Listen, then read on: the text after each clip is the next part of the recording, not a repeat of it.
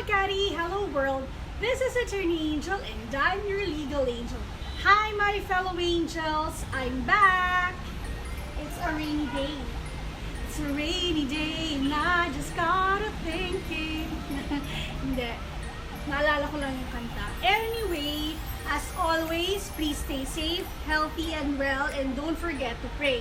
So last time, I got emotional with my vlog because I sang a song for Mommy Vicky and of course my papa and all our loved ones who passed on, and also because it's also All Saints Day next week, and I just want to give you an update of what went on for the past weeks. With respect to Piso Para sa Pangarap, I was able to remit to Mads, and thank you also to Mads because she shared the remittance from Chukix and Changgis bottled goodies to the rest of her classmates, and also she shared Chukix and Changgis products on her FB story. And another one is that we were able to help the other student, katukayo ko po, hindi ko lang po sabihin yung buong pangalan niya. But she also wrote to Legal Angel, and CBVNP Law was able to donate a second-hand desktop computer. So, sinend po namin via Grab sa kanya and she received. Also, I was able to give fountain pens to my students in Arellano University School of Law, my legal research students. I had a spelling quiz bee, and the top 3 students got a prize from me, and I already delivered I had it delivered via Mr. Speedy, and the Beadle, Mr. Pau, already acknowledged receipt of the fountain pens. Okay, yay! And also on my birthday birthday weekend, actually on my birthday, that was 2 Sundays ago, October 11, we had a tie-up project with Sangguniang Kabataan Poblasyon Makati, headed by SK Chairman Julian San Mateo. We had a webinar on relevant topics such as data privacy, netiquette, as well as Safe Spaces Act. Okay, and the jury's batch of the UMAC School of Law were the ones who prepared for the webinar, complete with infographics and games, and the discussion, of course, under my supervision for my street law class. Alright, and for the next few weeks, we will be waiting for the pocket Wi-Fi that my sister Valerie ordered because she donated the pocket Wi-Fi for raffle for the students of Piso Para sa Pangarap. But maybe I'll be opening it up also to my other students because my other students also asked that if they can join the raffle as well. Okay, so later I'll continue with my vlog. I'll just transfer to another location inside our house. This will be on memory aids, okay? Memorization aids, especially now that it is midterm examination season in UMAC, and in November it will be AUSL, and I think also PUP, and then in general, this is also to help students out there who have difficulty in memorizing. So these memory aids might help you.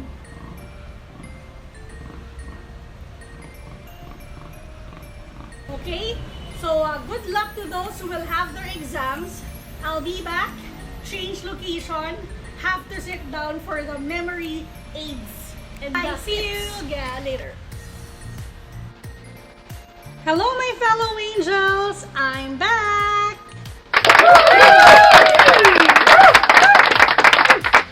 Alright, now, this is the learning category. It's been a long time since I've had my vlog on the learning category.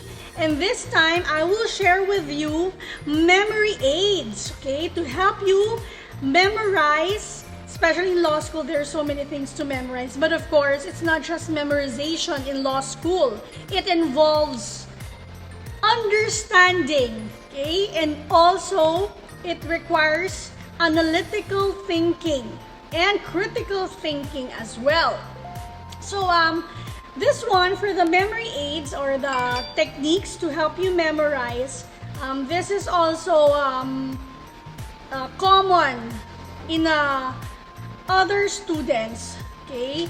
This is applicable, this is also applicable to other students. And of course, as I said, it's examination week in UMAC Sol. So again, good luck to the students. Happy studying. And I hope you can also apply some of the memory aids that I will share with you on this vlog. Alright. The most common is the mnemonic. Most common memory aid is mnemonic. Okay? Now, it's a memory tool which is used by making some patterns or making or associating letters with what you need to memorize with respect to your lessons or provisions of law or concepts or ideas to aid you in remembering or in doing your memory work. For example, you devise a pattern by combining letters. Like for example, essential requisites of obligations. So, I remember my mnemonic there is COC. Okay? Consent, object, and consideration. So, that's one type of mnemonic wherein you form acronyms and the first letter of the keywords that you need to memorize, you include that in the acronyms. Okay.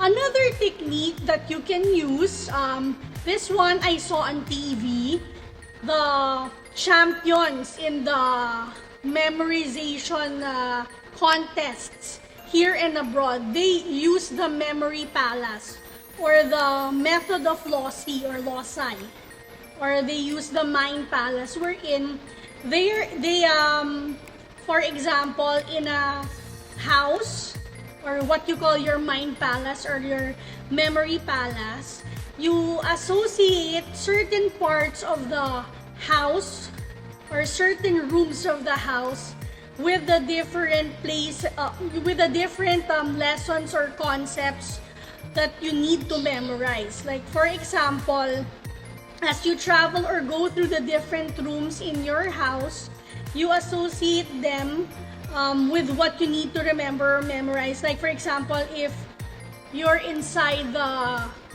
CR, you designate the CR as for example, as let's have kinds of laws. Okay, so the CR you designate or associate it for private laws because it is something that is private, personal to you. So everything that is with respect to anything that involves or anything that is with respect to the topic on private law, you associate them in that room, in the CR or the comfort room or the bathroom or even the bedroom.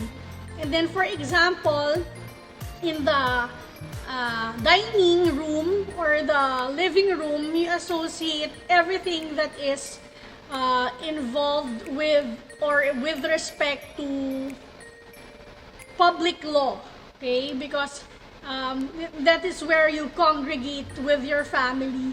That is where you socialize with the other members of your family, okay? So it will be easier to remember. So that is the memory palace or mind palace technique. And then of course, some of you, for those who are very creative, I know that some of you even compose poems and songs to remember certain concepts and provisions of laws. Like for example, I remember in AUSL when I was still studying, the choir, the AUSL choir, always sang this song on the Bill of Rights. So it stuck with me, and I tried to memorize it. But of course now I forgot already. But I remember the Bill of Rights. Ganun yung tono. Okay, and then they included the sections in the Bill of Rights. Some of you also create or compose poems with respect to the things that you need to memorize. There's also the chunking technique, or you cut large pieces of information into smaller parts, and then when you need to remember them, you put back the small parts, you put them back together and retrieve what you need to retrieve from the memory, from your memory. And they say this is the technique used when we memorize telephone numbers and other concepts, ideas, or even provisions that involve many things, and details, many details. Okay, you chunk them into different parts, and then you put them back together. Then you create the big picture, and then you're able to memorize it and understand it easier. Okay, there is also the pen and paper, or the pencil and paper, pen and paper technique or memory aid, where you write down everything. Okay, you write down, you make notes, you digest cases, you make case briefs, or case briefs, you synthesize cases, you form your vocabulary words, you list down your legal terms, you provide the meaning, the definition. And when you write, they say it's easier to retain and it's easier to remember and to memorize. Okay? There is also the input-output technique, or verbalizing what you memorized, so that it's easier for you to remember. Sabi nga nila, memorize then verbalize. Saying out loud. You can memorize mentally naman talaga, di ba? You use your mind when you memorize. What I mean is that quiet ka lang, habang mini-memorize mo, quiet ka lang, isip mo lang, ginagamit mo. Then, after that, you say it aloud. So, memorize then verbalize. That's my technique. That was my technique, and that's my technique also if I need to memorize something. I memorize then verbalize. Mas na retain ko if I say it out loud. Okay? There is also what do you call this? The acrostic technique. Okay? You create sentences with the words that you need to remember. Like for example, yung COC, di ba? Consent, object, consideration. You can form a sentence to remember it if you don't want to use the acronyms. So, that's the acrostic techniques. Okay? So, you form sentences and you input the words that you need to remember, the concepts and the ideas that you need to remember in that sentence. And you even form a story out of it to remember it. There is the rhythm memory aid, wherein you compose music. It's katulad na sinabi ko kanina, you are as creative as composing a poem or composing a song that rhymes. Okay? That's also helpful. Especially kung ikaw nag-compose, mas madali mong matandaan. Because it's your song, it's your poem, it's your original. There is also the spacing technique. Okay, spacing technique, meron dito yung scheduling. Like for example, if in one day you have several subjects, Then over the weekend, you already study them, you already memorize. Like for example, Saturday, you have free time, Sunday, you have free time, then Monday, you have 2 to 3 subjects. So, i-divide mo na yung Saturday and Sunday mo, you space your studying between Saturday and Sunday. So, for example, if you have torts, and then you have sales, and then you have nego on a Monday, Saturday pwede mong hatiin sa sales and then sa torts, and then on Sunday you study nego, and then on Monday you retrieve everything that you spaced because you need to retrieve sales, nego, and torts for the Monday. So spacing, okay? Cramming has no place in law school.